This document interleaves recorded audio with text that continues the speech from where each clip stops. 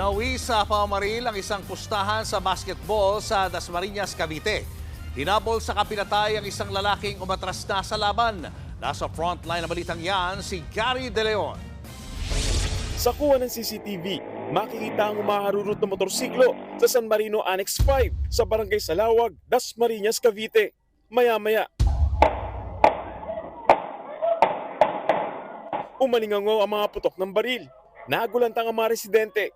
Bumulagta sa gilid ng kalsada ang wala ng buhay na si Kelsey Derrick Del Rosario. Ayon sa tiyuhin ng biktima, sakay ng motor na nahagip sa CCTV ang mga suspect na sina alias Janjan at alias Sean. Bago ang krimen, naglaban sa basketball ang biktima at mga suspect. Dahil lamang sa puntos at maaaring manalo pa ang biktima sa pustang 90 pesos. Uminit ang laban. Kinutuban na raw si Del Rosario na tila napipiko ng mga kalaro niya. Kaya umayaw na siya sa laban at nagpasundo sa kanyang tiyuhin. Pag alis nila, sinundan daw sila ng mga suspect sa pinagbabaril. Dito na napuruan si Del Rosario na kanyang ikinamatay. Patuloy pang tinutugis ang dalawang suspect. Nagbabalita mula sa frontline, Gary De Leon, News 5. Mga kapatid, Julius Babaw po.